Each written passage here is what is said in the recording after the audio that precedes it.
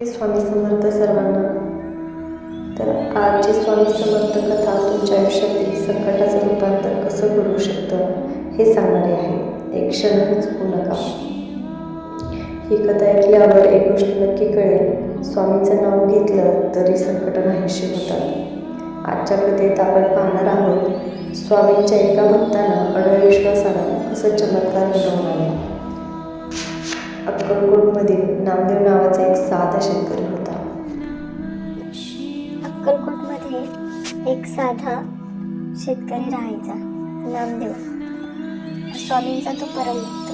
कितीही संकट आली तरी त्याचा स्वामींवरील विश्वास कधीही कमी होत नव्हता. एकदा दुष्काळ पडला, पिकंही जळाली, घरातही धान्य नव्हतं. गावातले लोक नवीन पोट भरू शकत नव्हते. पण नामदेवने मात्र रोज सकाळी स्वामींच्या दर्शनाचं जायचं, रिकाम्या पोटी पण पूर्ण विश्वासाने. गावकरी त्याला म्हणाले, अरे स्वामी तुला खायला देणार आहेत का? घर बघ, संसार बघ.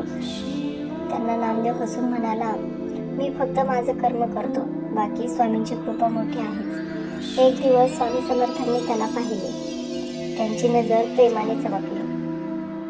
स्वामी शांतपणे म्हणाले, अरे नाम्या, एवढा चिंताग्रस्त का? तुझं पोट भरायचं काम माझं आहे, तू फक्त विश्वास धर. नामदेवने नतमस्तक होऊन नमस्कार केला.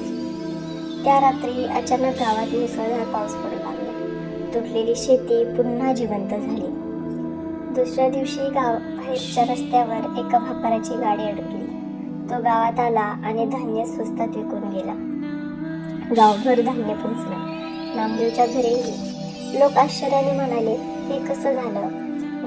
नामदेव शांतपणे म्हणाला, मी काहीही केलं नाही, हे स्वामींचं काम आहे, ही स्वामींचीच लीला आहे. पुढच्या दिवशी स्वामींनी नामदेवकडे पाहत हसून सांगितलं, भक्ताचा निश्चय कधीही वाया जात नाही. विश्वास ठेवलास की संकटही दूर होतात. या कथेतून आपल्याला एवढंच कळतं की जेव्हा आपल्यावरती संकटे येतात तेव्हा आपला विश्वास अजिबात डगमगू द्यायचा नाही. संकट आली तरी विश्वास ढळू द्यायचा नाही. कर्म करायचे, फळाची चिंता स्वामींकडे सोडायची. स्वामींची कृपा योग्य वेळी मार्ग काढतेच. भक्तांनो, या कथेतून आपण फक्त एकच गोष्ट घेतो, स्वामींवर पूर्ण विश्वास ठेवा, बाकी सर्व ते पाहतातच. तुमच्या आयुष्यात कोणतेही संकट असू दे, स्वामींचं नाम घ्या आणि धीर ठेवा. जय जय स्वामी समर्थ. ही कथा तुम्हाला आवडली असेल तर जय जय स्वामी समर्थ असं कमेंट करा. स्वामींचा आशीर्वाद तुमच्या घरावर सदैव राहावा. पुन्हा भेटू पुढच्या कथेत. जय स्वामी समर्थ.